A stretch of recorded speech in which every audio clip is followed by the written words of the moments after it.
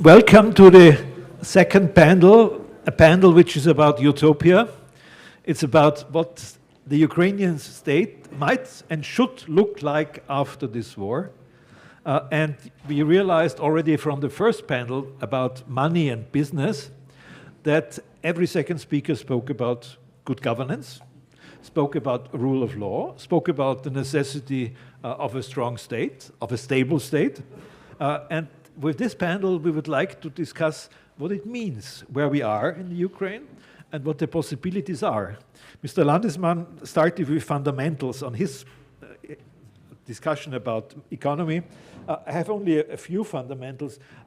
One fundamental is certainly, I think it was good that it was a centralized state when it all happened.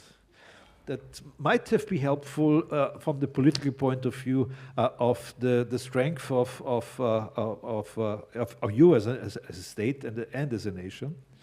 And secondly, what was certainly helpful politically as a fundamental is the given situation that there is this strong commitment of the population in Ukraine to defend the country and to change it and to bring it to a European way, and to make sure that there's a European way. So if there is a good thing about the war, then maybe this is one of those fundamentals that one can rely on. I would not have liked to say what I have just said, but that's if you analyze the situation. The less positive aspect of these fundamentals is that it is very much still in transition.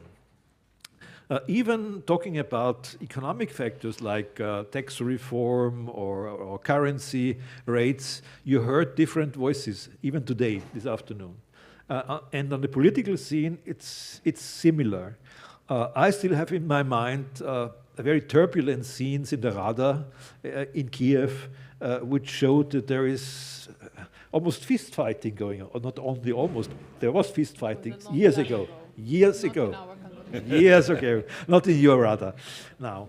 But this is something that is also in the back of that the democratic system still needs to be discussed, how to stabilize it in the given situation. And I would say one of those things one has to talk about is the state reform. Where are we? And when I look into what the European Union has been doing already with the association agreement and in the neighborhood policy, and also with the help of the Council of Europe and the Venice Commission, that there was a lot of recommendations and a lot of response also from the Ukrainian side on doing this. But the overall picture, at least to me, is not so very clear in which way the Ukraine wants to go as a state after the war. Some people say we are seeing a lot of decentralization, and Ukraine has taken steps towards this decentralization with giving more power to local communities, creating a more or less clear regional structure, so you have different levels of governance. But on the other hand, a lot of analysts say after the war, Ukraine needs a stronger state. A stronger state than it has today. It needs to have a governance system which can implement better than it can do it now, in the situation of a martial war, the fundamentals of a state. And another possibly difficult point is that has also to do with the fact what the business people say. We need stability and security as far as fighting corruption is concerned, as far as independent judiciary is concerned, and certainly also as far as the management of the political system in Ukraine is concerned. So it's a transition, obviously, and a difficult transition in times of war, made even more difficult. So how can Ukraine achieve a stronger state? And what can be done already now to achieve this? Because as we said at the beginning, we are here to talk about what can be done before the end of the war. I know a lot of things will depend on the outcome. If Ukraine wins, it is easier to create a strong state with the full support. So where are we?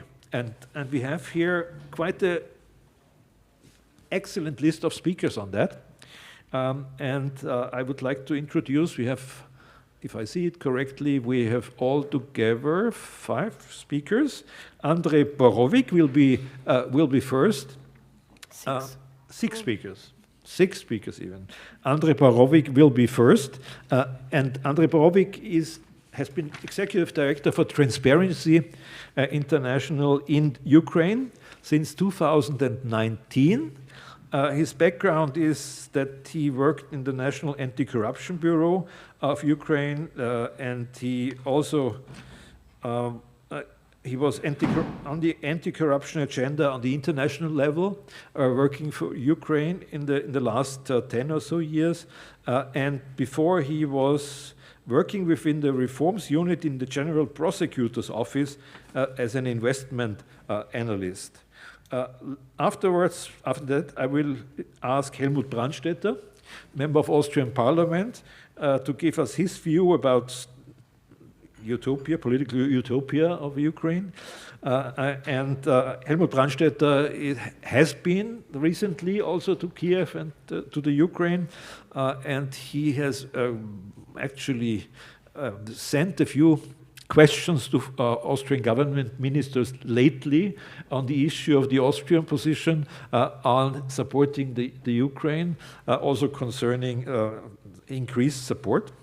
And he's one of the most outspoken members in parliament as a member of the NEOs, of the liberals, that is part of the Austrian opposition. Then we will have Ina Melnykovska. She's assistant professor in comparative political economy at the Central European University here in Vienna and Budapest, but she is in Vienna. She has been working in this field of political economy for quite some time.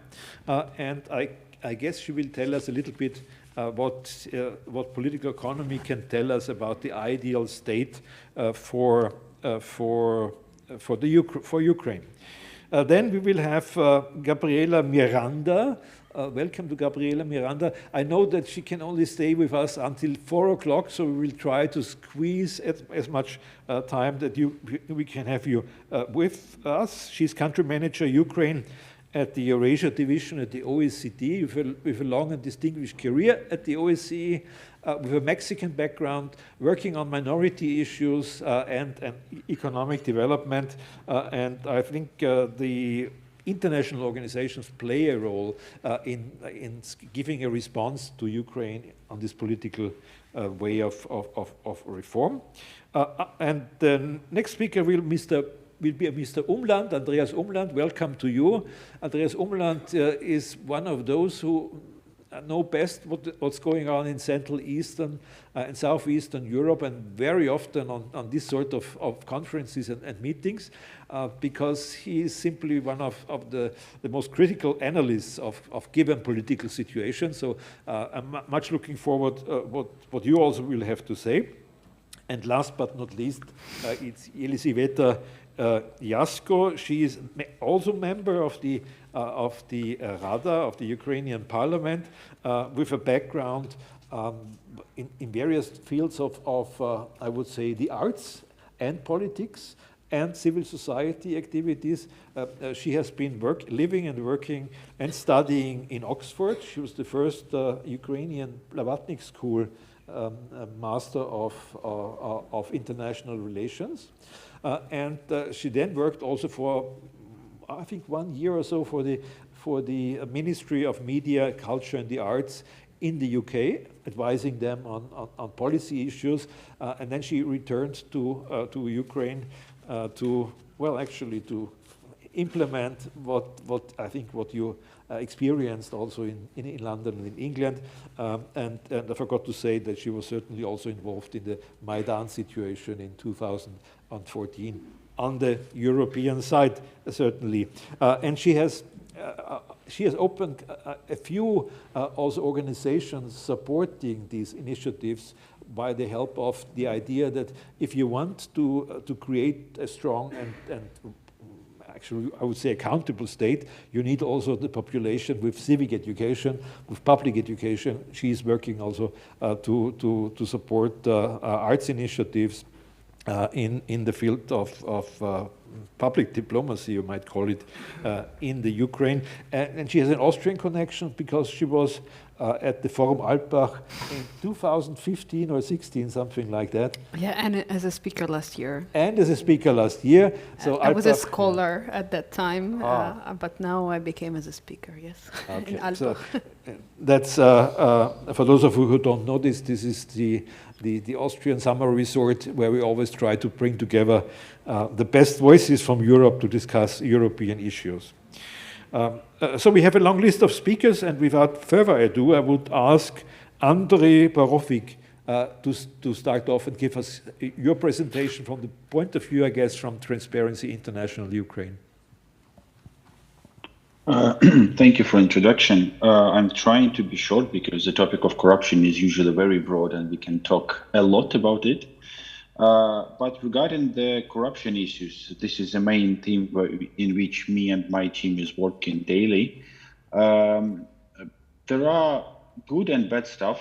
Let's say what happens for the last 16 months. I think first of all that Ukraine almost was never stopped in fighting the corruption, even if you're talking about the 24th February. As an example of this, I would say that during the first 3 months of the full-scale Russian invasion, all top anti-corruption institutions who supposed to fight the top-level corruption for a short period of time adapted to that situation which we had here. And NABU detectives, anti-corruption prosecutor's office, actually put all their intention to fighting back the country. There is a number of employees of this institution who still are in the military service. And I know that not only this kind of response was done by employees in these institutions, but also a number of them were engaged, and I guess some of them are still engaged in data analysis, looking for the Russian assets in Ukraine and outside of Ukraine in order to make Russia pay for what they're doing. Another good example of that times is a high anti-corruption court, which I would say took quite a while for civil society in Ukraine and international partners to persuade the political elites at that times for it to start operating. So as a very good example of how sustainable our system is that during the first 3 months of invasion, High Anti-Corruption Court finalized 5 cases with real final decisions of real imprisonment. Just for your understanding, at least till June, as I remember, no, there was no any other courts were working in Kiev, no local courts, no Supreme Court, everything was shut down. And High Anti-Corruption Court were trying and were actually delivering justice even during that very tough times. Later, I think there was quite a good boost for Ukrainian political elites, I would say, or political sole leadership as we have it now. A candidacy status which we received. Finally, many things which it took really hard to bring on as an appointment of the leadership of the institutions of Special Anti-Corruption Prosecutor's Office and the head of NABU, the guy who was just recently appointed at the beginning of March. And there was also quite a good move in the sense of the judicial reform. And I think this also demonstrates that Ukrainians can do the reforms and can deliver change, even doing this in parallel with fighting at the front line. So I guess we did a lot, but of course we could do more. But this is about roses. Yeah, this is about the good stuff. About the bad stuff is that I think we could do more, and I think that we should do definitely more. What makes me sad about what is going on in Ukraine regarding the anti-corruption or corruption sphere that now we need to spend much more time and devote our time not for establishing something new or changing new spheres, but actually fighting for bringing those instruments and those spheres which were at quite good level before the start of the war to become still part of the agenda. As an example, I'm talking about electronic asset declarations of the state officials, which were terminated at the beginning of the war. Now it became as a conditionality for Ukraine from within the IMF agreement. And as we saw within recent oral assessment of Ukraine regarding the EU integration, it is also part of that assessment as well. But this is the thing which was working in Ukraine before many years. And unfortunately, now we have to spend our time to persuade the politicians, because still the decision needs to be made by the parliament in order to bring it back. And there is some other spheres which also need to be changed, but a part of this, there is also the number of new issues which are coming. And in London last week, there were lots of talks about the reconstruction. And if some of the challenges of the future reconstruction, or not even future, but the reconstruction which is happening now, because it is happening now, of course, not in such big scale as it will be needed after our victory, but it is happening. And some of these things can be solved through the digitalization of some processes. So it's more on the prevention side. But we also need to strengthen and preserve the independence of our anti-corruption institutions, and to think how we can strengthen them even now in order to be ready for the challenges which will come to Ukraine after the victory. Because let's be honest, in any country, the more money you have, the more problems you might have.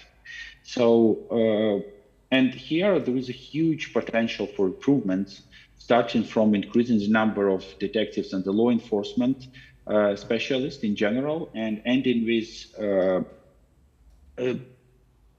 reform of the institutions to which we not really were paying attention a lot last 7-8 years. For example, the function of financial control in the country. And these are the institutions and actually the whole spheres which need to be changed. And of course, some of these institutions or sectors should be changed not only because of the reconstruction, just because if we really want to do the European integration, for example, we definitely need to change our antitrust laws. We cannot rely on any law about anti-oligarchs. And honestly, me personally, I do not share that this law can change, drastically change the situation with the oligarchs in the country. So I was a bit surprised that it was one of the 7 recommendations to Ukraine, because with one law, with shaming and blaming, you will never solve the problem of oligarchs. The problem of oligarchs can be solved, I would say, not 100%, but definitely more than 50% with the proper antitrust legislation and with the proper antitrust institutions who just need to start working. Because we can shame and blame all old oligarchs, but let's remember that we need to work on the system and rules in order not having or not establish probably even the new oligarchs after our victory. And this can be done only through proper rules, which are the law on antitrust, and change the anti-monopoly committee.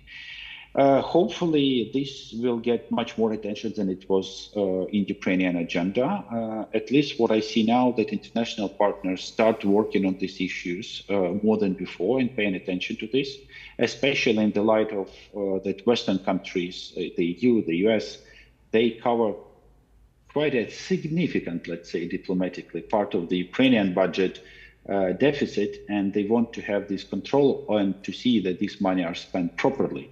So I think we have full potential to do this. Probably one of the biggest challenges in this regard will be not even the political will. That might be surprising, but this is our current reality. Our main challenge now, when we're talking about the reconstruction projects, changes, is actually capacity. We are very limited in capacity regarding people. it is extremely hard to find people working not only for business or NGO sector, but for the government as well. And when we're talking about decentralization, of course, I'm a big supporter of the decentralization. I think it was one of the best reforms which actually showed its strength at the beginning of this invasion, when the local authorities were not waiting for any instructions from Kiev what to do, but were just acting. But at the local level, the request for building up capacity in the sense of knowledge in people is huge. Because if you want to build up the country from the ground, that's what for me decentralization means, we need to have people who will do this. But whether these people are in place now, I really doubt. Maybe in some of them, but believe me, this lack is one of the crucial challenges for us. And we need to think carefully when we talking about some reconstruction things without thinking, we need to think not only about money, but also about people who will deliver these results. Because finally, everything is done by people who are staying on the ground. Do we have enough of them now? I doubt. Can we build up this capacity? Yes, but this capacity needs to be built up now, before the victory, in order to be ready for the future. Thank you. Thank you.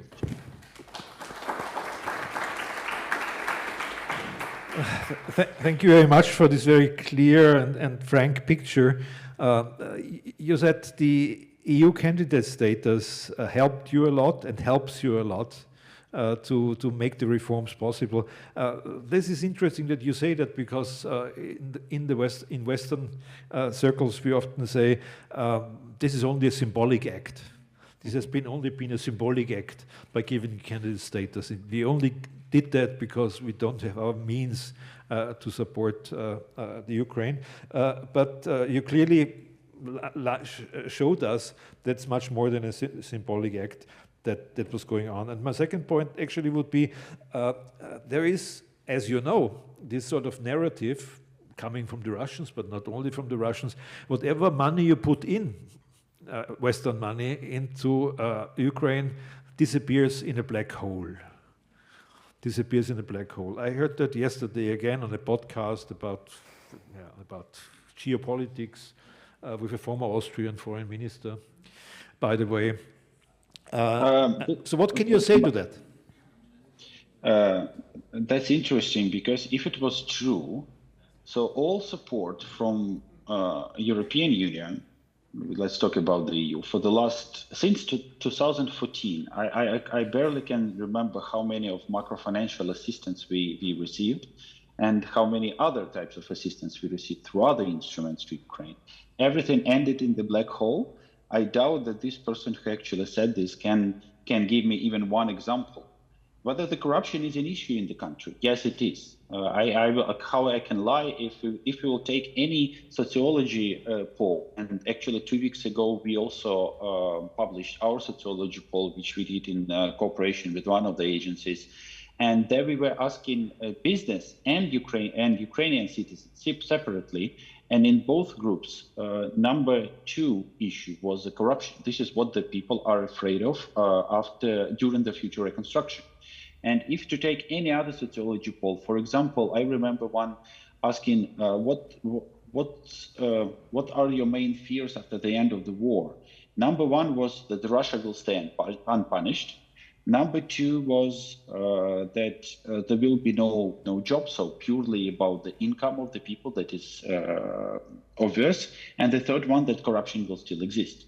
So corruption is here, but from the other hand, with help of our Western partners, many things was done in different spheres, not only when we're talking about the anti-corruption institutions, but when we're talking about any kind of reform, there was always part of the anti-corruption that was delivered. Let's talk about the health reform. There is no need for me to go and to leave some thank you, a chocolate or something else when I go to the doctor now. I just sign off and receive everything, what I need, all the service, because I know that this doctor receives the money because I am his client. So there is also part of the anti-corruption reform, but in a little bit different angle. So Ukraine now and Ukraine in 2013 are absolutely 2 different countries. I can give you another example with the data. That's, by the way, about Russians. I know how they manipulate with numbers when they're talking about corruption perception index. Their messaging is very, very simple. Look, Ukraine is second the most corrupted country in Europe. Why second? Because Russia is number one. And why second? Because in CPI, Ukraine has only 33 points and Russia has even less. But if to look into corruption perception index, comparing to 2013, Ukraine got 8 points. And according to our methodology, this is a lot. And if to compare to other 180 countries around the globe, Ukraine will be in top 15 countries who made considerable positive results in fighting the corruption. And in general, there are only 25 countries around the globe who has a positive slide in this regard, which means that the whole world has a problem of corruption and Ukraine is moving the right direction. Is it fast enough? Of course, no. Do we want to see the results, at least if you're talking about the CPI, like it was in Armenia, where they were getting 8 points during 1 year? Yes, of course we want, but we still move in the right direction. And I think saying that all the money which you put in Ukraine ending in the black hole is absolutely wrong. And we already proved that we can fight the corruption because there is a number of cases. There is more than 100 delivered finalized cases from high anti-corruption court. We can talk in practice without political statements. But do we need more? Yes, of course. Do we have capacity to do it now? I think more yes than no. I cannot say 100% because capacity is also about the capacity of these institutions. So there is a huge room for improvement, but we are moving and hopefully understanding the whole attention to Ukraine from the West, all that support which we receive now, our political elite and the governance will put it much higher in the list of what needs to be done. Despite that, number one priority is, of course, to save the country in order to have a place where we can fight the corruption, right? And where all money can be invested. But this is what we have. If talking about numbers and rankings and the opinions. Thank you very much. I wanted to challenge you on, that's why I asked about the black hole. So thank you for the answer, certainly. And we also have corruption problems in Austria. Maybe Mr. Brandstätter would say more about this, but not about the Austrian corruption, please. But let us know how you see the given situation as far as the Ukraine state is concerned and the future. First of all, thank you very much for the invitation. When we talk about the future of Ukraine, we talk about the future of the Ukrainian people. And so I was happy to see Lisa here, and she told me last time she was in Vienna we met, and today we meet again. And when I see Lisa is only one example of those many young women and men, more women than men, by the way, who are well educated, who have really bright mind and very much optimism. And they could have a nice future in the West as well. You know, look to different people that can get jobs at the World Bank or wherever. But no, they go back to their country. By the way, the same goes for Moldova. If you look at Maya Sandu, the president of Moldova, they go back to their country, work for their country, work for their future. And that's the first point why I'm really optimistic, because of those bright people, and they want to change something. And they know, first of all, from Western countries, they have an idea what kind of life they want. And also now they even know much better what they do not want. And that's one of the sentences which I heard most on my travels in Ukraine during the war. We do not want to live as Putin's slaves. We want to build up our society, our own society. And so I'm very optimistic as far as that is concerned. Second point is European Union. And as you said, no, it's very important, and everybody says, even when they are in Kiev, there will not be a fast track. No, on the contrary, the government of Ukraine in Kiev, they work on all these different points. And some of them were named here, like antitrust law. And whenever I talk to Olga Stefanishina, which I do once in a while, she tells me new points and new laws which they have proposed to the parliament to change in order to fulfill the coquille communautaire. So they know what they have to do to go to the European community. They know that it is necessary, and I'm sure they will do it. Next point, you talked about a strong state. as we know in Austria, even a federal state can be a strong state. And it was also interesting when Andrii said that, of course, there was a lot of challenges for the local governments to do something. I think that's something which we cannot, we will not tell them what to do. But look at different possibilities, how you can build up a state, and a certain federal system has a lot of advantages, can have some disadvantages if the governors get too strong, as we see that sometimes in Austria, but that's another story. So I think there are some people here who could give advice, but that's completely the decision of the European people. Next thing is media. I always, as a former journalist, of course, I always try and always love to quote Thomas Jefferson, third president of the United States, and he said, if I had to decide to live in a country with a government and no media, only media but no government, I would choose the second. So a government but not a media, which the job is to control the government, is not a democratic country. So I think there will be a lot to do, and also something, as I hear there's a famous Austrian who already has a radio station in Ukraine, you know, Mr. Habsburg. There will be other people also to help out, and I think that's also a very important point. And one more thing which it's probably quite early to mention it, but I think it's necessary to mention it. And I said it, I tried to join all these rallies we had in favor of Ukraine here in Vienna. And once I listened when they were singing the national anthem, and I said, it's great that we do that, but please, next time, let's also sing together the European hymn, you know? I think nationalism, there's growing nationalism in Ukraine, which is very logical, because you have to fight a very strong enemy.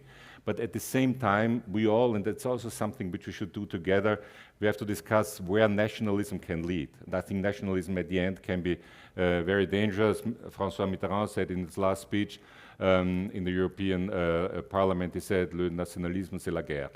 And I think that's a discussion which the Ukrainian people will need at a certain point. I think it's quite early now, but I just say it that it might be important for you as well. And last point, talking about capacity. In Austria, for some strange reasons, very young people, like 65-year-old diplomats, judges, and so on, they are forced into a pension, you know. They are not allowed to work anymore for the government, which is very strange. And I know a lot of them who are a little more than 65 and have a lot of experience, know languages, know the world because they traveled around or worked as judges. So I think not only Austria but other EU countries should really build up a certain system to find out who could be people helpful as far as judges are concerned, as far as transparency is concerned, as far as talks to European Union are concerned, and to help out. I think that's something which we should do. I always say this country would not be as rich a country if we hadn't had the Marshall Plan. That's another thing, to build up the economy. But it was not only the Marshall Plan, it was also, and I remember it because some of my teachers, like Hugo Portisch, what did they do after the war? They went to American Journalism University, and they learned journalism there. And it's just an example. I think we are Europeans, we work together, we live together, and we help each other out. And there will probably be a certain moment, you know, when I was in Romania last time, a few weeks ago, and they were not very happy about our government's decision as far as Schengen is concerned, one of the people said, probably you will need us one day. Why are you against Romania now? What will happen at a certain moment when Romania probably can help out Austria? I think that should be our mental status. How can we help each other? And I think that's important. There's a lot of things which we can do now, and probably later on the Ukrainians will help us. So that's what I said to a few members of government. You also know a few of them, I think. And we probably, if we all tell them, please let's organize, you know, as I said, judges, diplomats, other people, even doctors. I've been to a few hospitals also because we were traveling with the Pharmacists Without Borders. Great NGO, by the way. I think they've been many times to the Ukraine, brought a lot of medicine to the Ukraine. So, you know, there's so many things already working, but we could do much more, and I would really love to be part of that. Thank you very much. Thank you. Thank you, Helmut Brandstätter. You are as fundamental as always in telling us what you think about the situation. The practical side I like very much, more senior civil servants, professors, doctors, to make possible for them to go with an insurance, with the chances to work there, to a country like the Ukraine, when the security situation allows that. I remember that in the early 90s, there was such a scheme which brought Austrian retired professors to Lviv to teach there. Professor Wolfgang Mantel, one of our big Austrians, who was one of them, but this stopped. Because, I don't know, because possibly there was less support from the Austrian side for such a scheme. The fundamental issues we will not be able to solve now, but maybe our next speakers will talk about that, whether Ukraine has a chance as a federal state, can it be a strong federal state, or the question about the presidential system that you have at the moment, what are the future plans? Do you want to keep it? Do you think it's important? How do you think that the political parties should play a role in the governance in the Ukraine?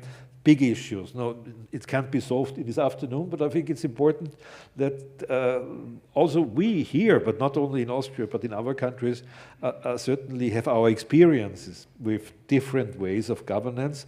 And so maybe on the step of your discussions, it might be helpful what we have to say.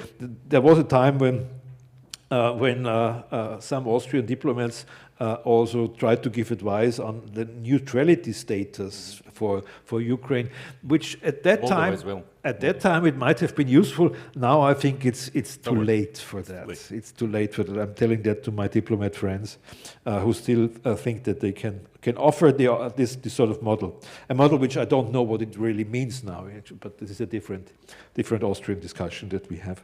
So I stop here, and I will change the order a little bit because Gabriela Miranda cannot stay for all the time. So maybe, Ms. Miranda, you can be next on our list.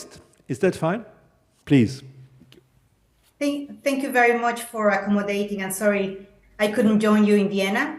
I have followed the discussions with passion because, of course, Ukraine is a very special European country that we follow very closely. I have had the privilege of working on Ukraine for the past 10 years, so pre-Maidan. So I've seen a lot of evolution in the country, a lot of passion in the search of an independent, democratic, and stronger Ukraine. And I must say that probably with the war, the full-scale war now, Ukraine has a window of opportunity that it's unique in its time, because we see, and I was there in February, and we have been continue to work in support of Ukraine since the 24th of February 2022. We have seen this window of opportunity as all the forces, parliament, government, civil society, even oligarchs, as you were mentioning before, the oligarchs, the president's office, all working together and fighting a common enemy, which in the past we know very well it was not necessarily the case.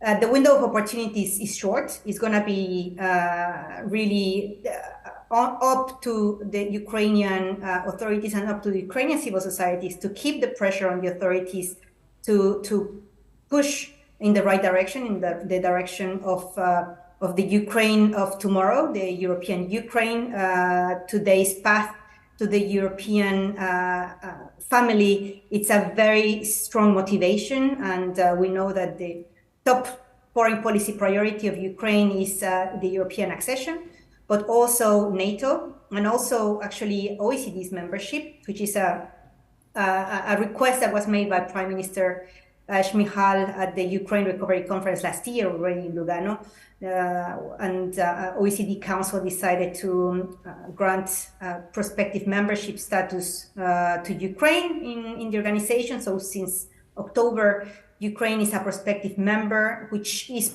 similarly to the level of engagement and the status of participation that Ukraine has in the EU. That means it's still not an accession country, but we are working in building the blocks towards both OECD membership and also supporting national recovery and development plans. So if you ask us from our perspective in OECD, what do we see as what would be the keys of the future of Ukraine, and how can they really pursue the goals, achieving definitely what you were saying at the beginning, stronger governance, attract investments, having stronger institutions. Indeed, I think to us, one of the key priorities is in general rebuilding and reinforcing the institutions. There is a lot already in place. We see the anti-corruption infrastructure, for instance, that has been set up for the past years since Maidan, with the National Anti-Corruption Bureau, where you used to work, Andrii, and we have SAPO, we have the National Agency for Corruption Prevention, we have now a business ombudsman. So there is a lot of infrastructure working there on the ground. But indeed, the institutions themselves still have a damaged capacity. Not least because, of course, before the foreign influence was very disruptive, and as I said at the beginning, there were several interests, one side and the other, probably putting some challenges in addition to their own work, some challenges to institutions to operate to the level. So this is, as I said, up to us, a unique opportunity, because Ukraine, with this momentum, with the international support, steadfast support, unanimous support that it has. I was in London last week, the Ukraine Recovery Conference, and of course, all OECD members were there, all international financial institutions, and the support is not fading away. It is as strong as it was on the 24th of February. So I think there is a very strong opportunity, but it is up to Ukraine to continue and to show results. So what we're doing from OECD side, and as a way to support Ukraine, is that we have developed in joint, in close collaboration with the government, a country program. A country program is a structured multi-annual set of activities that cover what we see on our side as policy priorities that are not only, of course, supporting, as I said, the OECD's, Ukraine's aspirations to OECD's and EU membership, but also National Recovery and Development Plan aspirations. What we see in this country program and what we identified are areas such as the ones you mentioned, public governance, the fiscal reform, because it's going to be an extremely important area where Ukraine has to really come to terms in terms of, again, reinforcing the institutions, but also clarifying with the challenges emerging from this decentralization, which I agree is one of the most successful reforms on the way and should be pursued. But of course, in terms of the fiscal landscape, it has to be reviewed because the economic geography of Ukraine has changed and has changed probably forever, because we cannot expect today that the population and the businesses that have relocated from, say, Donetsk and Kharkiv, and that have moved to Lviv and Uzhhorod will go back. Not all of them will go back. Not all of them will relocate. So there has to be really an overhaul of the fiscal basis, because revenue mobilization is going to be essential. There's not going to be enough international funding to support reconstruction and recovery, and Ukraine will have to mobilize internal capacities also for that. So we see that also as a priority. Definitely integrity. As I said, we see now the anti-corruption architecture very much structured and in place. Now what it needs to be enforced is public governance issues, integrity and trust. And these are areas where we have, I think, a lot of value to add. We must recall that the OECD was born out of the Marshall Plan for the reconstruction of Europe. We do have a lot of experience in that regard. Now, we are marathon runners, as I always say. We're not sprinters, so we won't be making the necessary financial or technical assistance projects that Ukraine needs and that we definitely acknowledge are the main priority. But we do come in now because Ukraine is already working on recovery, is already working in reconstruction, and we would like to help them to recover and reconstruct even in a better way. And just as a word of closing, I mean, since you were mentioning the role of subnational, we have a report here, but I can send the link. I will send the link on Zoom. The role of subnational authorities and decentralization and in reconstruction is going to be essential. We launched a report in that respect with specific recommendations on the engagement and the need for the subnational authorities to be not only empowered, but also part of the process is going to be essential. So this work is out there, and we're working with the Ministry of Restoration and hope to continue in that work to make sure that this is the case. And we will be, as we start implementation of our 4-year country program, which was launched earlier this month, actually, with Prime Minister, as we make progress in implementing that country program, we hope that the results will help really make Ukraine a stronger, more transparent, and a more sustainable country. So happy to answer any specific questions you have, and over back to you. Thank you. Thank you very much. Thank you very much, Gabriela. Thank you for reminding us again that there is a window of opportunity for Ukraine, which is an important issue, and that you think, like I think many of us, that it is still open. This window is still open, and that's due to what the Ukrainians are doing and due to the steadfast support, actually, of the Western community. But we have to work that the window stays open, and we use the time that we have. And thank you also for saying, again and again, we need stronger institutions. I remember from the time of the change in Central and Eastern Europe, the first thing the West asked of the Central Europeans was try to have strong new institutions, democratic institutions.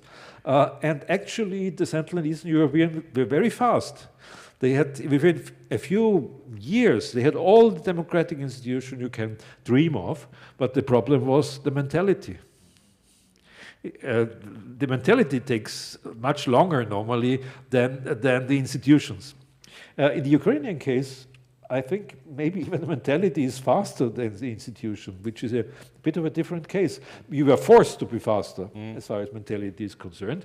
And you know that you have to work on all these issues of do we have the right administrators, the right civil servants, what are really the factors we need for integration into the European structures. Whereas in the Central and Eastern European case, there was no immediate danger after the end of communism coming from anywhere, so they had time to adapt to the new institution. It's different now. Thank you for reminding us also of this. Now I would like to give the floor to Ina Melnykovska from the Central European University. Please, the floor is yours. Okay, thank you very much for inviting me and giving the voice and platform for academic community to talk about Ukraine's reconstruction. And it's a pity that I'm not able to join you on site, but nevertheless.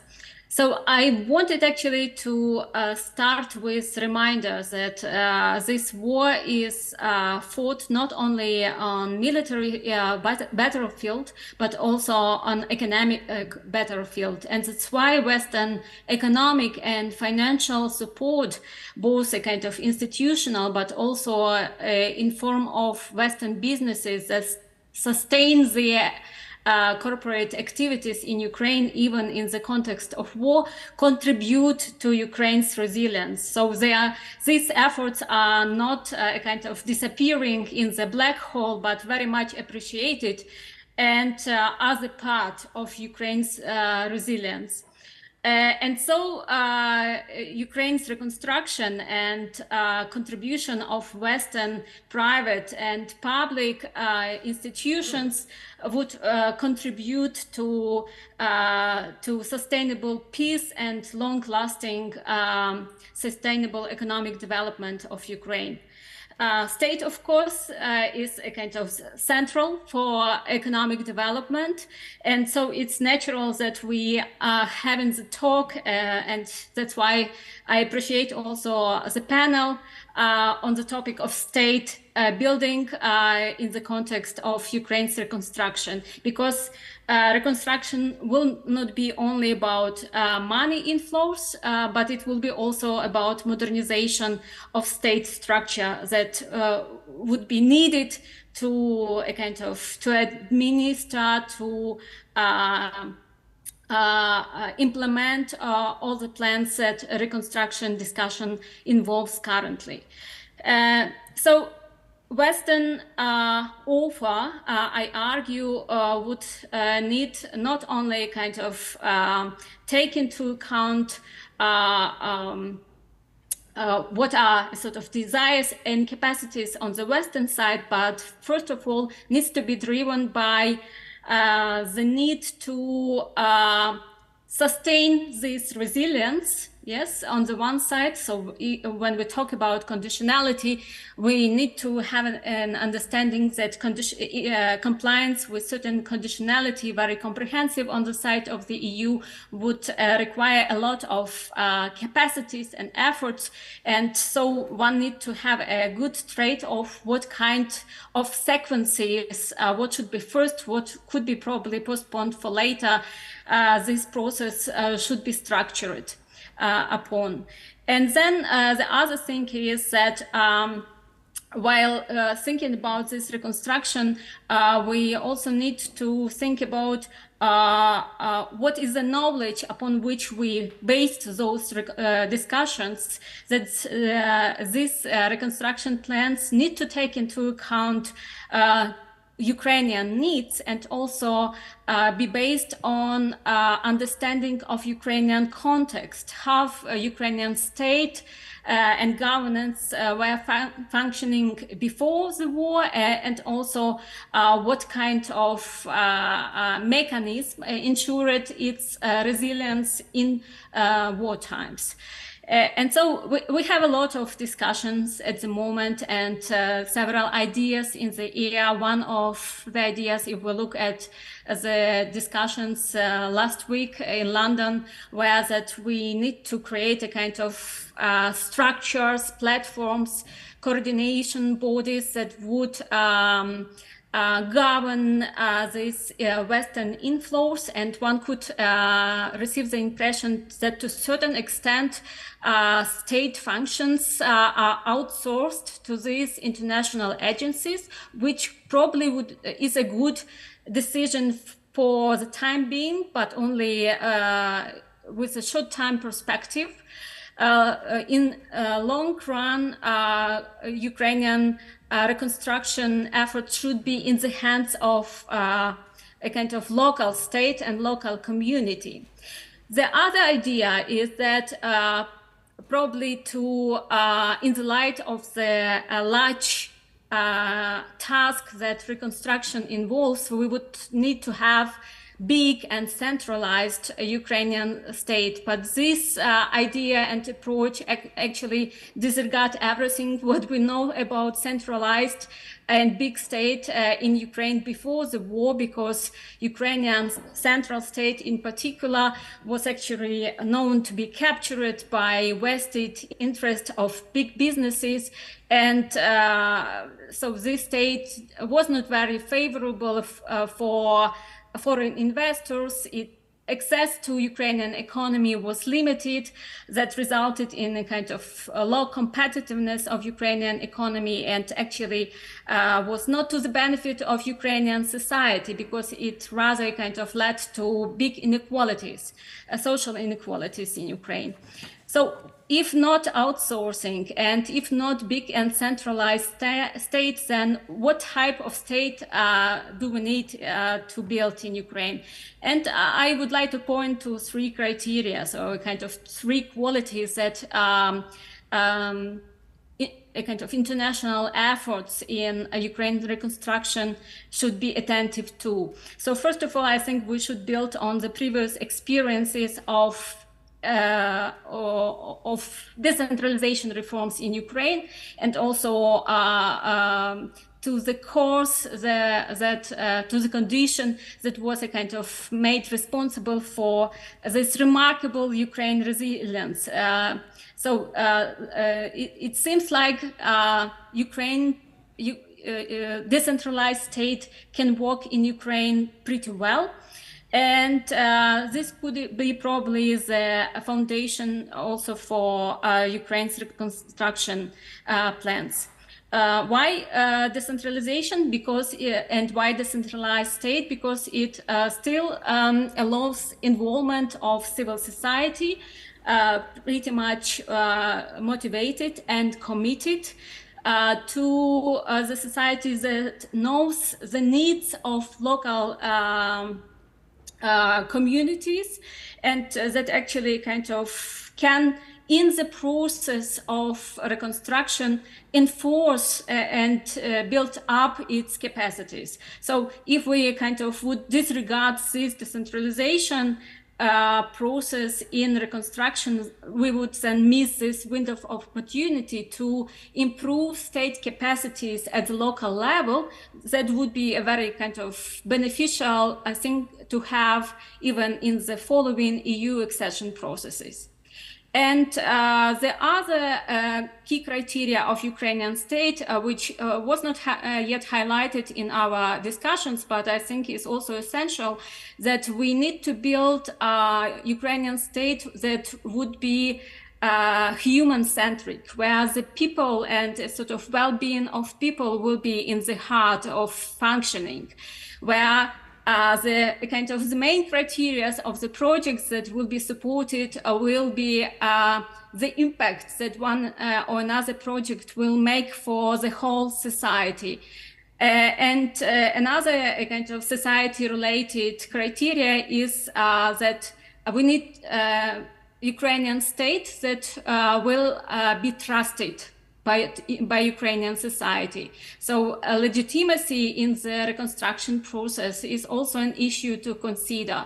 So we do not need only a kind of to look at the input on the side of Ukrainian reconstruction that would benefit society as we would expect, but also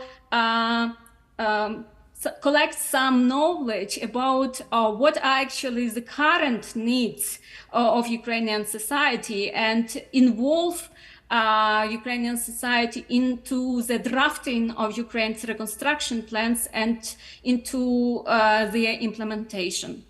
So the key here, to sum up, would be to build Ukrainian state in a bottom-up way, with support of civil society, and kind of not only support, but also very active involvement of Ukrainian society, where we have strong local ownership and impact of local communities to the level of gromadas.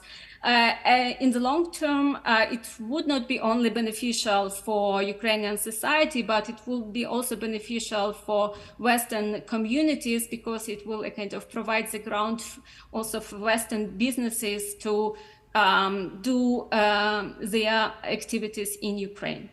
And what Western society can do for this bottom-up building of Ukrainian state structures, first of all, conditionality that would kind of put more emphasis on transparency, anti-corruption measures, accountability, and sensitivity to the needs of local society would be essential. And then, of course, the other thing is that conditionality compliance should be supported by a kind of substantial capacity building promotion from the side of Western communities. Thank you. Thank you. Thank you for this very important contribution, because you gave us the ups and downs of versions. It's interesting that you discussed in London the outsourcing of state functions also as an option. I don't think that we have many good examples of where this works, outsourcing of state functions in the time of transition, but we can discuss this. And thank you also for saying whatever the form is, a federal or centralized state, it has to be human-centered, the Ukrainian state.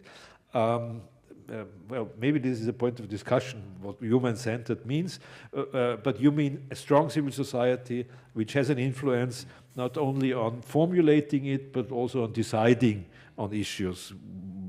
In all European countries, we have similar issues. How can we really bring the human sides, also the civil society, in which form, into the process of political decision-making? This is certainly a point that I guess will be of importance also in your Ukrainian discussions. My last point, thank you very much for talking about legitimacy, about trust. But as I see it, that's the least of the problems that you have in Ukrainian politics at the moment, because the trust of the population is very high, very strong. Maybe it's important to keep it like that when you have more difficult reforms to do in the state. But you start from a very good point of as far as trust and legitimacy is concerned. Again, in Austria, the legitimacy and trust in government is half about what it is in Ukraine at the moment. So this is one of the positive points, I think, that where you start also discussing your reforms. Thank you very much. Let me come now to Mr. Andreas Umland. Mr. Umland, you are in Kiev, I guess, at the moment.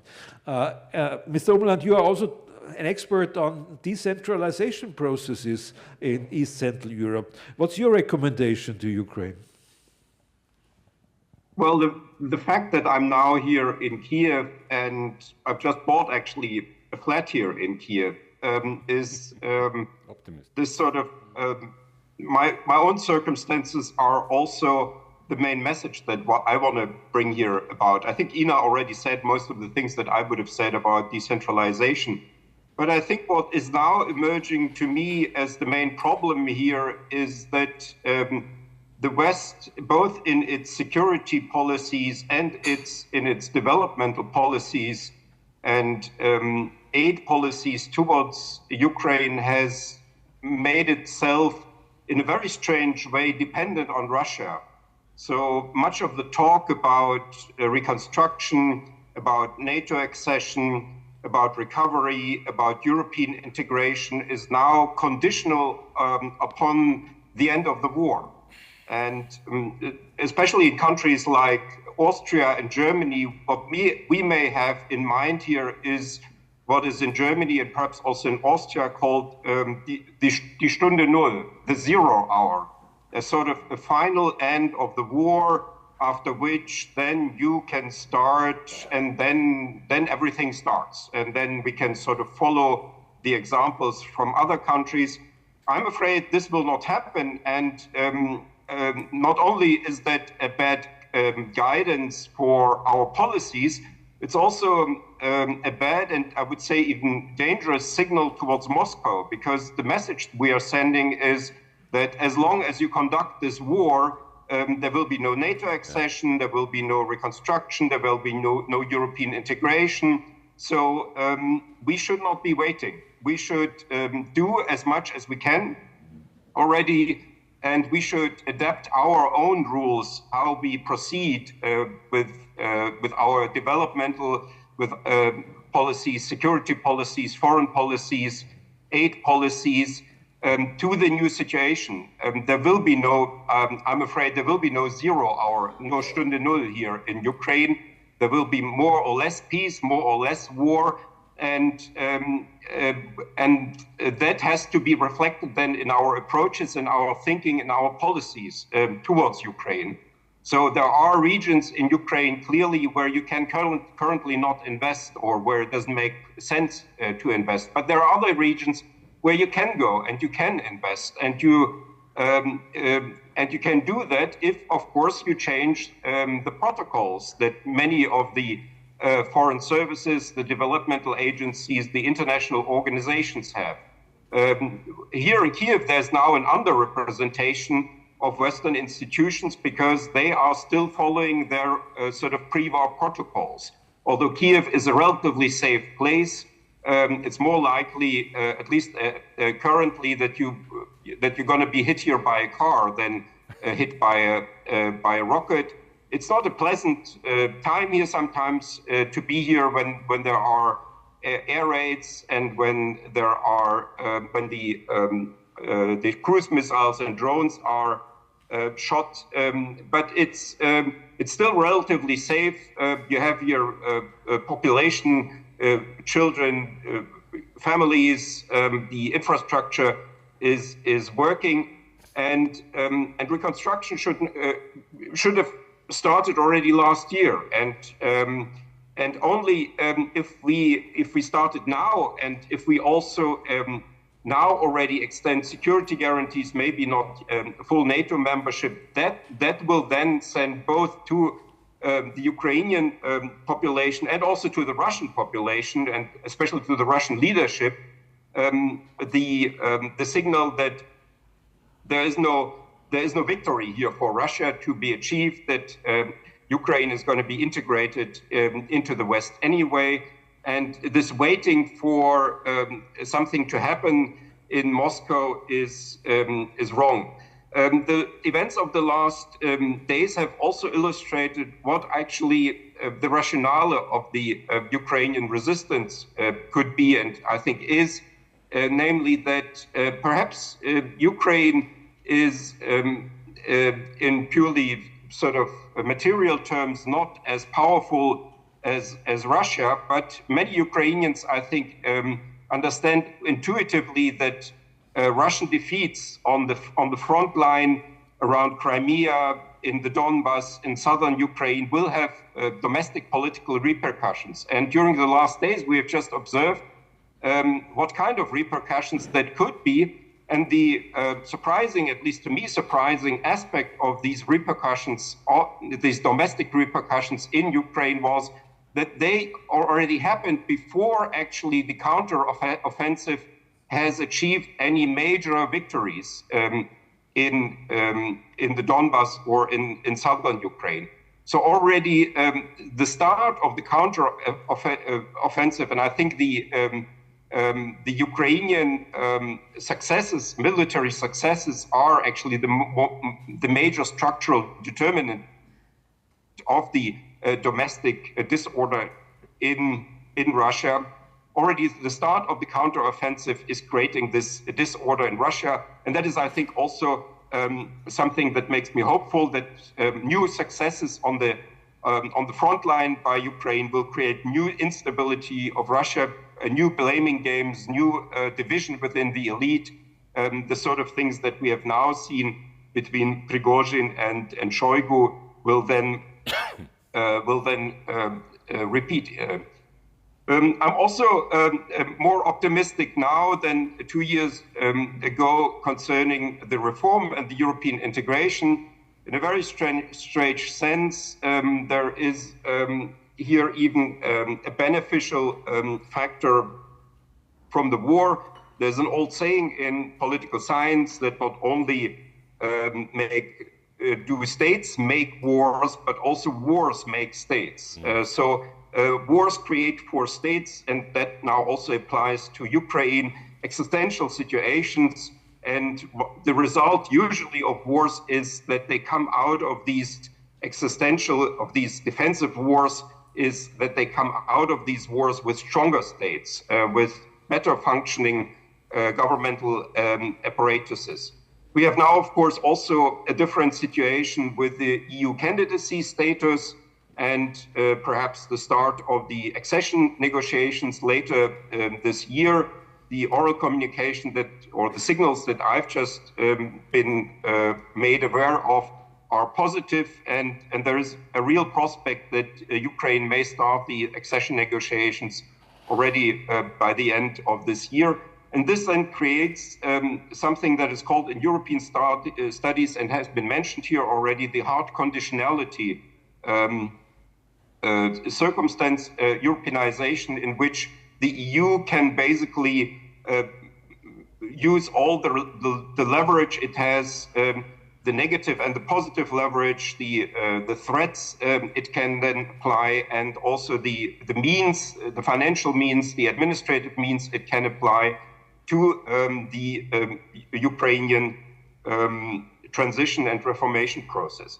And what we are also now observing, and that has been also now formulated by a few of the experts on European integration, is a new way of EU accession by Ukraine. Ukraine is acceding to the European Union not in one act, but gradually. So Ukrainians can already now settle in the European Union and work there. And there are other provisions also in trade terms that have already made Ukraine de facto a country similar to an EU member state. And people like Blockmans and Emerson, they have sort of extended this approach into what they call a staged accession. And that is also something that makes me rather hopeful that we will get ahead here, maybe quicker and maybe more successful than in the East Central European countries, where there was still these sort of older approaches. So we have to adapt ourselves here to the new situation. Also, Ukraine has to adapt. To say maybe something negative also about Ukraine is the still complicated rules for settlement and for work permission, for investment, for money transfer, a lot of still ridiculous rules that, or I would say over-bureaucratic rules that make it difficult for foreigners to settle here, to get a job here. There's still no double citizenship, and the rules for settlement are complicated. Basically, you have to marry a Ukrainian to get full residence rights in Ukraine. Otherwise, it can be very complicated and expensive, actually, to get permanent residence in Ukraine. So Ukraine has to change here as well. But on the whole, I'm optimistic if we indeed adapt our approaches to the new situation here. We cannot wait until Moscow decides to stop this war. We have to start both the integration and into the Western institutions like the EU and NATO, and the reconstruction and the recovery now. And one can do that. It's not so complicated. Ukraine is not Afghanistan or something like that. Large parts of the country are relatively secure, and the security can be increased with more anti-aircraft weapons, with hopefully soon arriving fighter jets, and then we can now already invest and start the reconstruction. Thank you.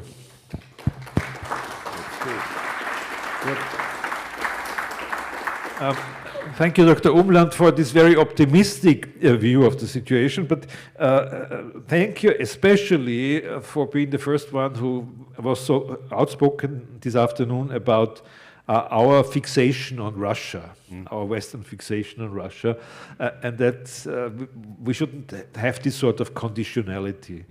Because when you talk to European policymakers, you always hear, what will Russia then do if we support the Ukraine or support Moldova or Georgia? And this has been a mistake we have been doing since the end of the Soviet Union, actually, as we know. And I have to say, and I guess you agree, that only NATO thought differently. They didn't think about Russia first when they enlarged NATO. Certainly, for the state building in Ukraine, as you said, the approaches towards the European Union and the approach towards NATO are the most important elements that they can base their reforms on. I'm also very optimistic that by the end of the year there will be a positive report which allows the opening of negotiations with the European Union, and I hope that the NATO summit next month will give some positive signs towards the Ukraine again. And thank you also for saying in Ukraine there is no hour zero. There is no hour zero that we should wait for, but we should actually act on this. So there is so much on the table now for our last speaker. Poor you, but I still ask you to try to tell us a little bit about how you see the situation and the utopia for a Ukraine state that you want to wish for. Finally, thank you. I'm glad. Well, you know, I want you to think of the speakers that you just heard on how many positive things they said about Ukraine. Our previous speaker, Andreas, is currently in Kiev. He explained the situation. Our first speaker from anti-corruption institution spoke about how much is being done on building anti-corruption system. We see foreign friends speaking very highly about that opportunities in Ukraine that exist. And you know, this is something that I know, unfortunately, you didn't know about before the war. And you had a very nice introduction of me. Yes, I studied in Oxford. And the reason I want to mention this is because that was the place nearly 7 years ago where I understood how competitive Ukraine is. When I was one of I was the first and only Ukrainian there, but with many other nations, and like simply we were talking about what are positive things in our countries, and you know it was just after Euromaidan, and I just knew that everything is possible in my country. I just knew that my generation and also other generations we are building what we want. And exactly also, as you said, we also know what we don't want. And that was absolutely unique. And now, of course, with the war, we see how much we are shaping the thinking around all the world. But we still see that, unfortunately, it's with our price that we pay. Unfortunately, it's with our lives. We are actually trying to wake up people around all the world, decision makers in politics, business industries, companies, international organizations, and then suddenly we realize that, oh, international organizations don't work. Oh, Austria is not prepared to go away from the Russian energy. How could it be? You never thought of the plan B until actually this all happened. And it's unbelievable, you know, when we found all of us in this situation where we actually need very fast steps to protect Ukraine, Europe, but we have so many gaps inside different countries. And, you know, you mentioned about the mentality and the institutions. Yes, I agree that in Ukraine, our institutions are, I would say they're fresh. We need more stability, time to build some of our institutions, but our mentality is about actions. We cannot be waiting, you know, for like, I don't know, years and decades. While here you had a very good life, hopefully, and with these institutions, and your mentality is not about fast making decisions, which of course for us it's very hard. So talking about the future, you know, you said, our distinguished moderator today of this panel, you said that it's good that Ukraine is a centralized country when the war has started, but actually it's not true. I don't agree that we were centralized. We are actually very decentralized, and that in many ways, you know, we had the reform of decentralization. It's not finished, but the powers of the communities are quite strong.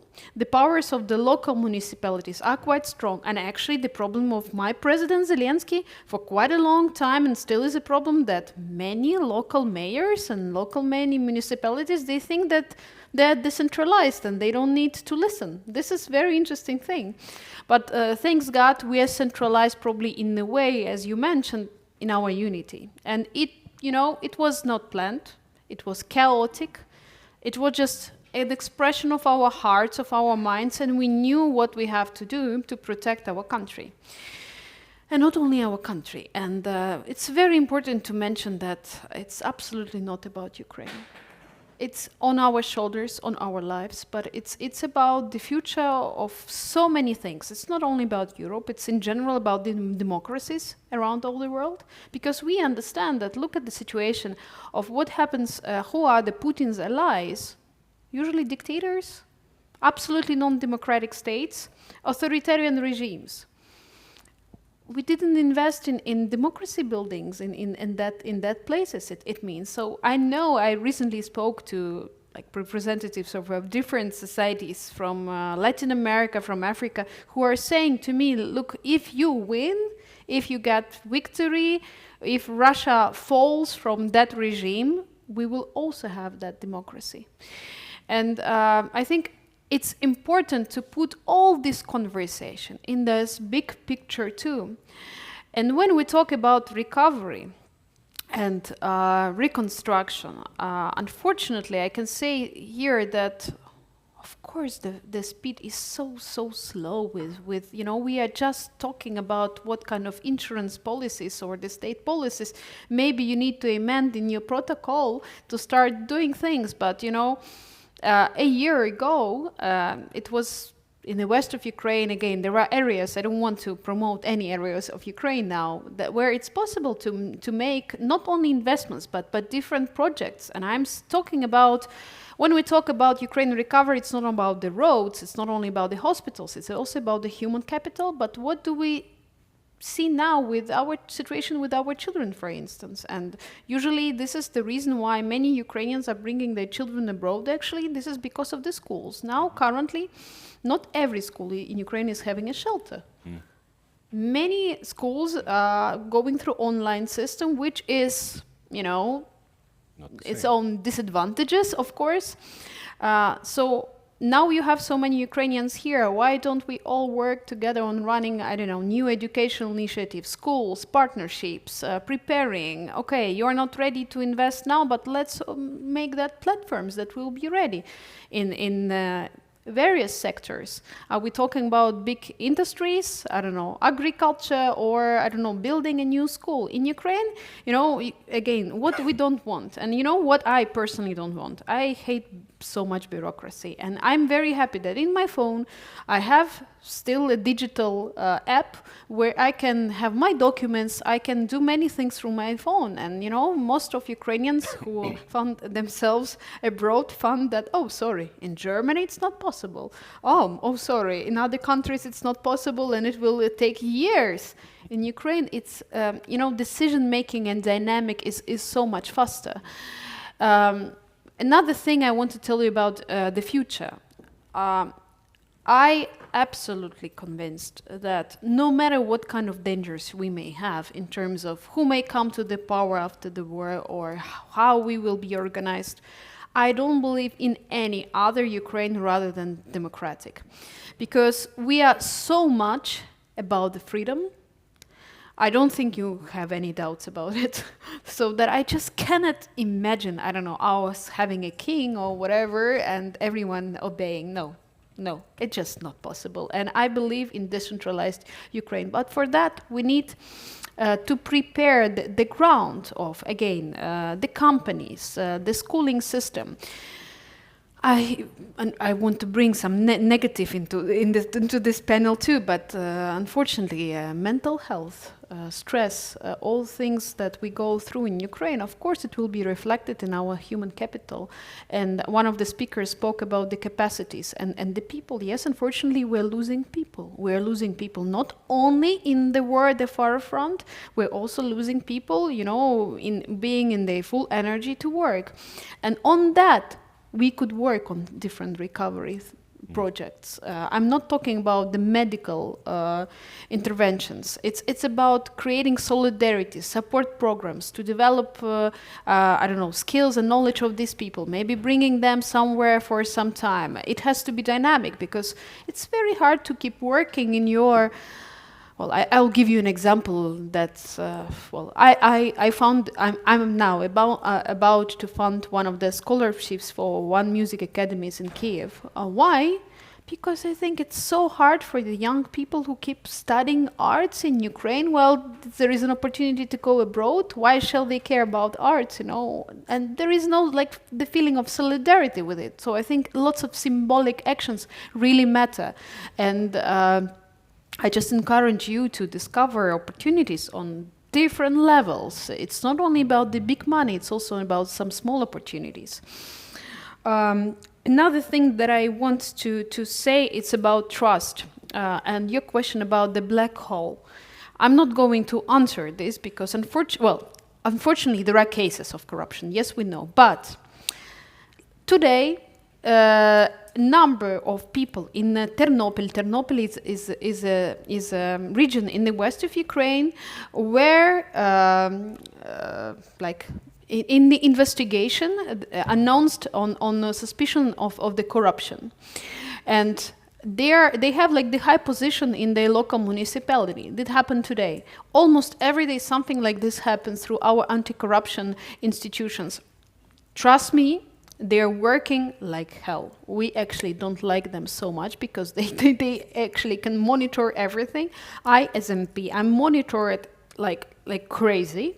And I think if you want transparency, you could see it also through our declarations. And you know, I'm a member of the Council of Europe and also in a parliamentary assembly, and I am a member of the monitoring committee. And when we look at some member states, countries, on the situation of how the transparency works with public officials in other countries, I'm sorry to tell you, in Ukraine is one of the most transparent countries. I don't want to say anything about Austria now, but some very, like say, old European states who have never been monitored, they even don't have laws about making the information public. And it's unbelievable, you know. While in Ukraine, just because now, unfortunately, there is a war, we cannot, of course, make everything work so stable, but still almost everything is working, including anti-corruption institutions. Whether we need more things on that area, of course we do, but there is already so much being done. And in our convocation, we voted I don't remember the number of the laws, but we amended so many laws to make actually these laws working, because it was one of the conditions with our foreign partners, and also one of the conditions for the EU association agreement. And trust me, I represent Zelensky party, I'm a member of the Foreign Affairs Committee, but trust me, we all know what people of Ukraine want. They want to fight corruption, they want transparency, and they want to be a member of the EU and NATO. They want security. They believe that they are paying with their lives for the future of Europe. And if we here, not only in Austria, but also in other European member states, don't understand this fully, it means that we postpone very important things also for Ukrainian society. And I don't want to get European skeptics in my country. Ukrainians in general don't understand that Europeans are so slow. For us, the fact that, you know, Germans were discussing, I don't know, very long time to send Leopards or not to send, it's unbelievable. We don't understand this. And then when it comes to the question of the EU, for us, it's very important that it goes with a fast track. Just for our society, it's very important. Whether we are ready to explain the regulations and other things, it's a question more about the capacities. But definitely there is a will. For us, it's absolutely existential.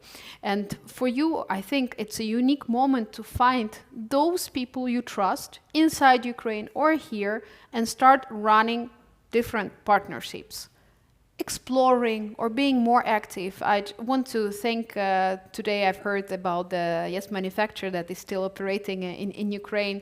Thank you for doing this. It's very important. And it's also very important for all the audience to hear these stories, that it's possible to continue working in Ukraine, but we need to do more. We have to make sure that all the opportunities that are there are fully functioned when the war is over.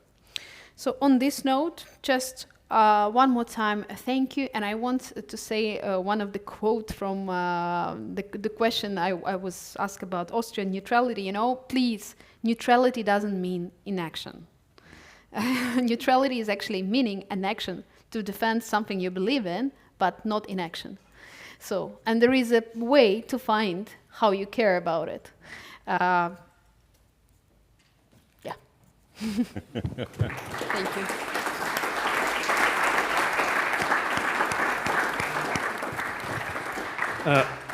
Thank you very much. Mr. President Zelensky has a good partner here in you, as I can see. Thank you for reminding us that we are slow, the West. But we didn't know that. We didn't know that. We realized that suddenly that we are slow. I remember I was asked to give a lecture at the university in Lviv in around 2002. And our then foreign minister, Austrian foreign minister, she heard that I was talking about Europe, and she told me, I was working in the foreign ministry, she told me, you can talk about anything you want, but don't mention the word European perspective. Don't mention the word European perspective. And that's about 20 years ago. That was not only an Austrian example, we had it everywhere, that it was so difficult. So that is really slow, and thank you also for the dynamism that you incorporate and that you showed also. I think things can change so fast. I'm a historian by profession, and whenever I talked about the Ukraine, I had to say that from an economic point of view, the Western Ukraine is the most backward part of Ukraine. Agricultural, even the Habsburg times, it was a poor country. Well, they found some oil there, but the oil and the salt, they had salt there and oil, but actually it's the backward part of the Ukraine. And that was true also in the 20th century for a long time. And nowadays it's totally different, totally different. So maybe this is an incentive for Austrians to think that history may also be changed if you want to change it, really. Yeah, I'm not sure whether we have time for discussion or whether we have to stop here. 5 minutes, so I open this discussion for 5 minutes. Let's start here, and then here, and then here. Let's start here. Yes, I'd like to address a point raised by Mr. Umland and then lead to a question from that. You mentioned the over-bureaucratization, the regulations and that, and I've been doing business in Ukraine since the early 90s, and worked in the insurance sector as a broker, and I can recall already in the early 90s and even 10 years after, one of the standing complaints was, there are so many damn regulations. Even to open a restaurant, I won't give the name of my international client, but they did a lot of restaurants. You can connect the dots on your own. And I think they said just to open one restaurant, they needed 43 different permits. And where they'd become vulnerable, they had to do it in a certain sequence as well. Those who granted the permits at the end realized, if I don't grant that permit, the restaurant won't open. And they could pressure for a little backhander here or there in order to get it done.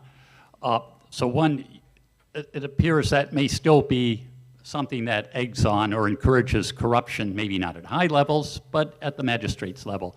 Two, another colleague of mine worked in the legal industry. She has her own law firm in the US and in Ukraine. She pointed out another issue was that the commercial code and the civil codes are not harmonized, which means you follow the one law, you're going to violate the other one, which also created an opportunity for corruption, again, at the lower level of doing business. So my question is there an awareness within the Ukrainian government of this problem, and what is being done about it? Thank you. We have 3 questions, and then we ask you for the first question and see the others we see. Yeah, Günther Fellinger from the Austrian NATO movement. My question is to Andreas Umland. You know, there is a debate in Germany to say no to NATO membership of Ukraine now in Vilnius, and that would mean basically that Ukraine is invited to the European Union, but not to NATO, meaning that Ukraine must be defended in the future alone from Germany and from actually the European Union. How will you do that? And is it not much better to also give a promise of future NATO membership immediately now, like we did it last year historically from the European Union, also that NATO gives this promise to Ukraine to be member, that we somehow have clarity and also the help of America in case for the future defense of Ukraine. And to Mrs. Yasko, one short question about Mr. Nehammer, our Chancellor, who said he will not fund Ukraine's additional EU funding, the 1.8 million, which are due also in the common European Recovery Fund for Ukraine, and Austria doesn't want to participate. What do you think about this position? You don't have to answer to this. Oh. Dr. Zimburg, please. Thank you. My name is Bernhard Zimburg, and as a former diplomat, and I'm now here as a Rotarian, as a chairman of the Austria-Ukraine Committee. I would be very much interested about your thoughts and the thoughts in Ukraine on the status of the Eastern territories and the Crimean Peninsula. These areas probably, or the status of these areas will be a very important part of a sustainable peace order after the war.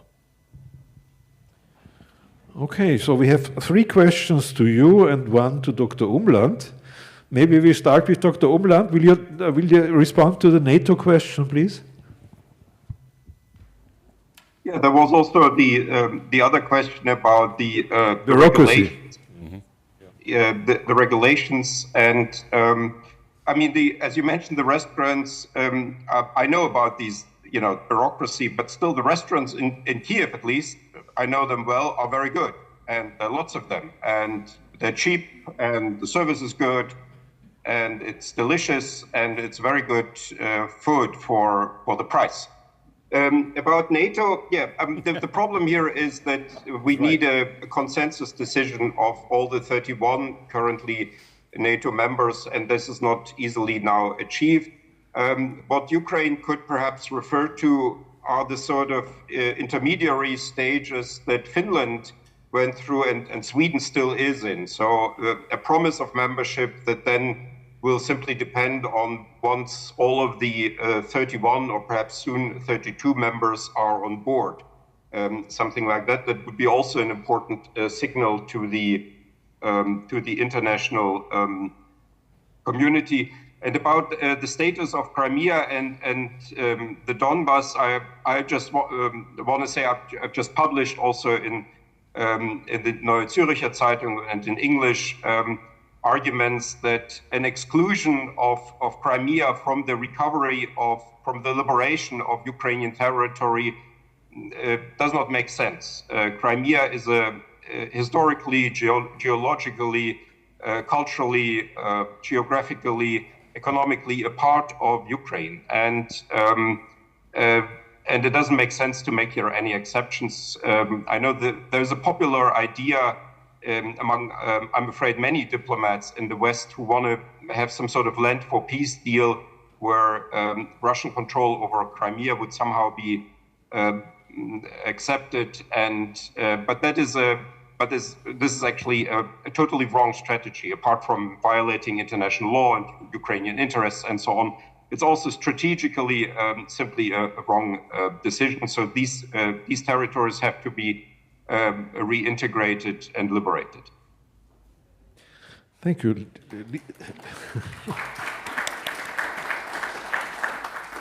You have the final word on this panel, please. Well, I'm glad that Andreas answered some of my questions. Well, I would start from the east of Ukraine and Crimea. Absolute majority of Ukrainians will not accept any victory without Crimea and east of Ukraine because of the price we paid with our lives. I think it's very, very sad, if to be very honest, to hear your question, because this was Putin's narrative that he was trying to plant in the heads of many people for many years. Crimea actually is a land of Crimean Tatars.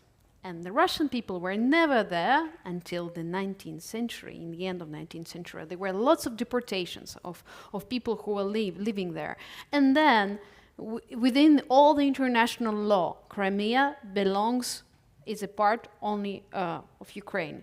So forget about any, the Russian-speaking argument about, whether, Russian-speaking people are for Russia. No, I'm from the Russian-speaking family. And, usually how it happens, why you are from the Russian-speaking family is because your grandparents in the Soviet Union who used to speak Ukrainian were forced to study in Russian.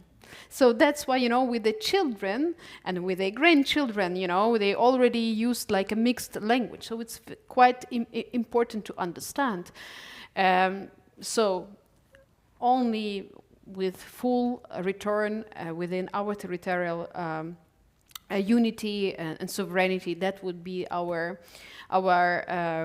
victory, and this is what we really want. And regarding the question of possible protection of different minority rights, we amended a number of laws. We have a new law on the ethnic minorities, and I'm sure that Ukraine has always been, for instance, Uzhhorod and Transcarpathian. You will find almost 100 different ethnic minorities there speaking different languages, and they will be living there for centuries, and they were okay with each other. So Ukraine is actually very diverse, but we never really managed to tell this story because there was always like a big brother telling us another story about us. Now finally we are speaking our truth, and we are very diverse, but united in what do we want for our future. Regarding the regulations questions, well, unfortunately, we are aware that that's an issue. We are working on it. We had different initiatives, but I probably shouldn't hide that winning in this war is and our defense is #1 priority for us now. So unfortunately, we still have gaps in this. And regarding the not sending the funding from the EU or from Austria on Ukraine, it just shows that probably not everyone woke up. Not everyone understands that the world of tomorrow will be different, and this is the moment to show on which side and where do you stand, whether you care about democracy, whether you care about the security of the future, whether you care about the peace of your families and you don't need to take the weapon to defend your house. This is the moment to finally wake up, and if you don't support Ukraine, then you are at risk. I think it's the truth. And I will be running after this, but I would be happy to stay in touch. So if someone can share my contacts after that, that would be great. Yes. I'm sure we will do that. Well, the criticism of our, yes, I cannot leave it like that, criticizing our Prime Minister for not supporting Ukraine, because unfortunately, it's not an issue of whether the money will be given to Ukraine. This is agreed, but where the money comes from, either it comes from the restructuring of the EU funds for until 2027, or extra money for the Commission. And this is a legitimate discussion, I would say. But what I'm proud of is that all the member countries agree that it will come. Yeah. That it will come, and that's the important thing for you. Let us make all these quarrels inside of the European Union, yeah. But important is the support is there for the Ukraine. So thank you very much. Please give a round of applause to all our speakers. Thank you.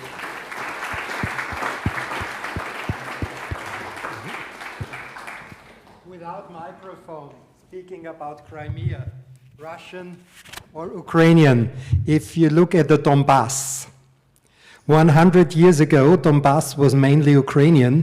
It was Stalin who changed the population. So 50% of the Russians, or more than 50% of the Russians actually in Donbass, were deported to Donbass from Russia. We have a 15 minutes break now. Thank you.